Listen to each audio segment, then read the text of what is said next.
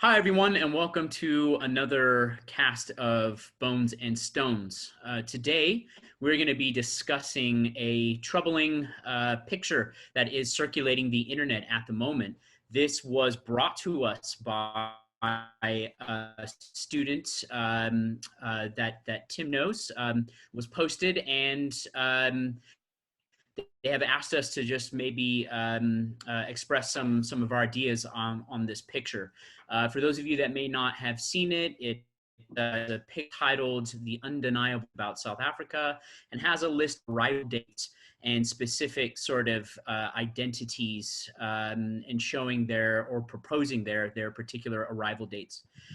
So without further ado, I'm going to hand it off to Tim to open up some discussion about this. Thanks, Kara. Yeah, so this, as Kara mentioned, it's a picture that was brought to us by Jordan Scholfield, and it's a picture that comes up every now and then, unfortunately. And I know many archaeologists who comment on this picture and who have, who try and sort of talk about the merits of it, but usually it doesn't really work. So just to add to what Kara was saying, the top of the picture, which you'll be able to see, is it says the undeniable truth about South Africa, and then at the very bottom it says to stop the lies about who own what land.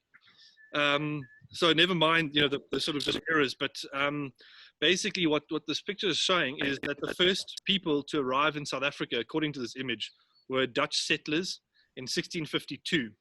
And this was then followed by the Zulu, who apparently arrived in 1709, then the English in 1795, the Tonga, the Xhosa, the Siswati, and the Tswana at various other dates.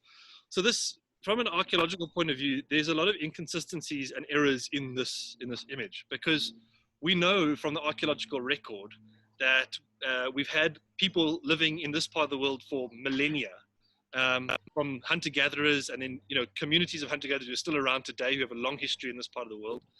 But if you look at the Zulu and the Tonga, Xhosa, we're talking about Nguni groups, Sotho groups arriving into Southern Africa. And these groups started arriving in the northern parts of Botswana, Zimbabwe, about 2,000 years ago. We start seeing them in the southern parts of Zimbabwe about 200 AD, roughly, somewhere around there. So again, close to about 2,000 years ago. And then moving over a few decades, people have settled most parts of southern Africa, where the rainfall is amenable to agriculture. So in about 1750, about 1,500 years ago, these farming communities had settled large parts of southern Africa, which completely contradicts the dates and the chronologies here. I mean, if you ever look at this, the impression you get from this picture is that the first people to live here or to arrive here and settle are the Dutch. We know that, even if this was true, that hunter-gatherers, San communities are completely left off this list, and they certainly were here before anyone else. Or their ancestors, and maybe not the San as we recognize them today necessarily, but so the impression you get here, it seems to me to be trying to push an older nationalistic narrative from South Africa, something that's stretching into the apartheid concept of chronologies in this part of the world. Apartheid era politicians used things like this to legitimize their capture of land and their forced removal of people from that land, literally saying what this picture is saying: we were here first. And we know it's absolute rubbish. It obviously ties into this very contentious issue in South Africa as well of land claims, which is something that's does face a lot of communities. It's negatively impacted a lot of communities in this country, and it's a very dark part of our history. Tim, maybe if I could just jump in there quickly as well, and it's something that we mentioned before, when we first got this image from a student, is how maybe we can unpack this a little bit more, is how political archaeology is. Archaeology is used as a political tool. Yeah, absolutely. I mean, I think we could probably, draw examples from all over the world where archaeology has been used as a political tool. And certainly this is an example of that. And what we're looking at is basically a political image, using history and archaeology to try and push this agenda forward. If we look at, Great Zimbabwe has been brought into politics as well, to also legitimize the ruling elite there. So definitely archaeology, it does have a very political angle to it, or at least it can have a very political angle to it. Yeah, and I think another interesting point about this is how this issue of sort of creating identities for one's geopolitical means is not necessarily a situation that's unique to South Africa. And in fact, when we look at colonization between sort of 16th and 19th century around the world, these issues keep coming up over and over again.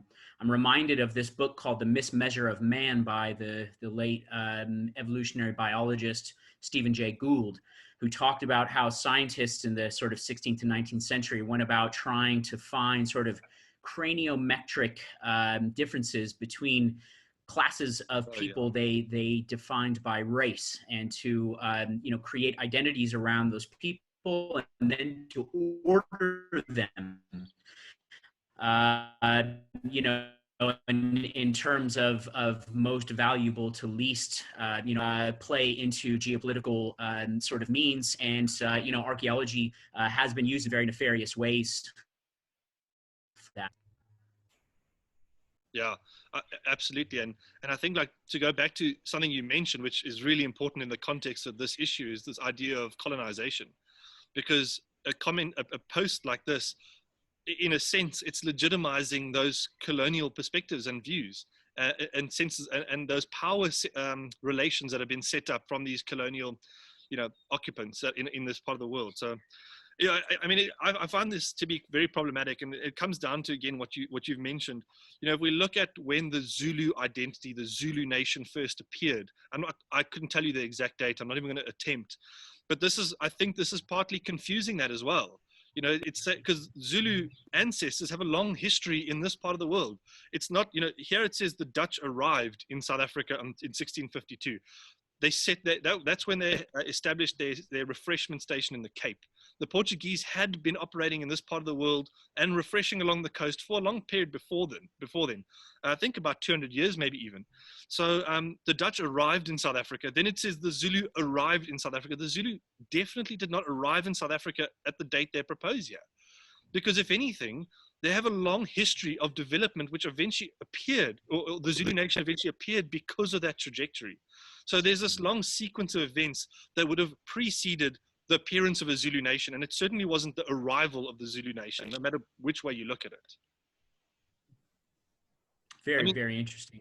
Lauder, do you have anything to add? Oh, Tim, sorry, you were going to carry on there? Well, I just want to sort of mention, if we look at some of the key archaeological sites as well, Great Zimbabwe, that's 700 years ago, 1300 AD. That predates anything on this list. Mapungubwe is from about 1220 AD till 1300. That predates anything on this list. K2, Zizo, Broederstroom. If we look at settlements in Kruger, around the Kruger, there's a lot of settlements that completely disagree with this chronology. Tim, maybe just to jump on there as well. I mean, we've had the pleasure of working in those kinds of environments, the Tuli Block, Mapungubwe National Park, and we've seen those kinds of sites firsthand. It's just a pity that people still circulate images like this, and it just comes down to, obviously there can be a lot of agendas behind something like this, but sometimes it does come down to a lack of knowledge, a lack of the archaeological knowledge, and perhaps the information about these really important sites like Mapungubwe, Great Zimbabwe. The information is just not disseminated enough where people can understand it and then relate it to the history of their own country. I think that's where there's maybe a bit of a shortfall as well. I agree with you totally, and I think that goes back into when we were talking about pseudo-archaeology as well. People hear these theories about aliens building things and various other stuff, and people buy it, people accept it, and it's the same as this kind of an image like this. Obviously you can't expect people just to know the history of these places, but what would be nice with this sort of stuff is if we start to question it. People question a lot of things in this world that perhaps don't need to be questioned all the time. Like I'm thinking of certain movements around vaccines and things like that. Whereas with this is a very contentious issue that's presenting a very false sense of history.